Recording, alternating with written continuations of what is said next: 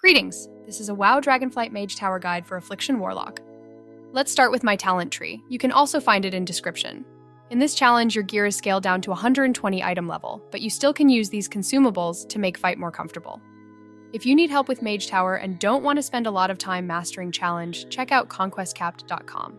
It's a trusted boosting service rated with 5 stars at Trustpilot. They can complete any Mage Tower, any class, and any specialization without ban and account sharing within 15 minutes. Check out link in description. The fight called Thwarting the Twins, you face 2 bosses that will gain a new mechanic added each phase.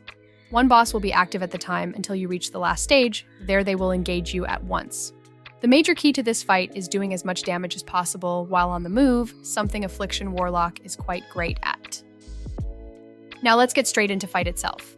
You will start this fight by kiting Karam Megaspear. Do not let him hit you.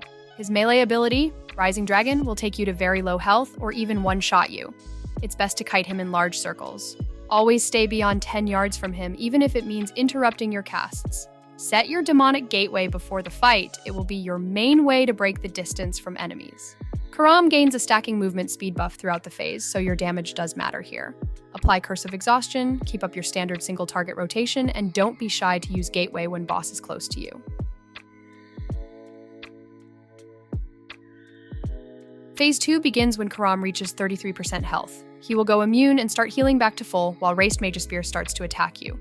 Don't interrupt his Shadow Bolt. Doing so will cause him to move, and keeping him in the center of the arena is helpful.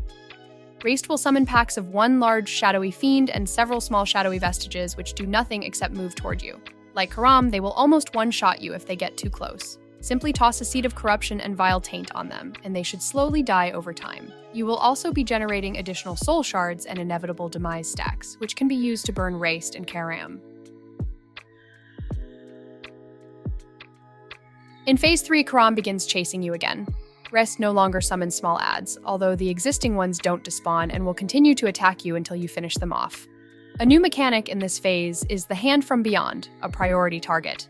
As soon as it spawns, you must switch and focus it down to prevent it from casting multiple grasps from beyond and overwhelming you. Continue kiting and DPS Karam while dealing with hands until Karam again reaches 33%, triggering Phase 4.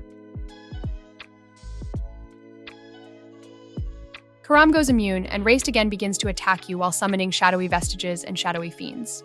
Hand from Beyond is not active in this phase. A new ability to deal in this phase is Rune of Summoning. You must stand in this purple rune and soak it until it disappears. Otherwise, a Thing of Nightmare will spawn and kill you. As a warlock, you can cheese this mechanic quite easily. Your pet can soak the rune for you.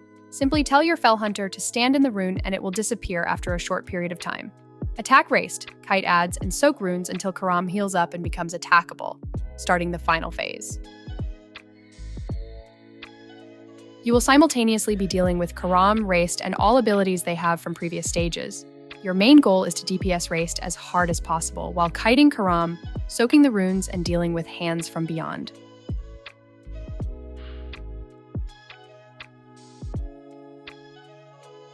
Raced has a lot of HP, and this phase will get very dangerous towards the end. Keep to your priority of clearing the runes, killing Hands, and damage Raced. If Raced is very low, you can just ignore Hands and try to survive them with your defensive cooldowns or interrupt them with Fell Hunter and continue your DPS.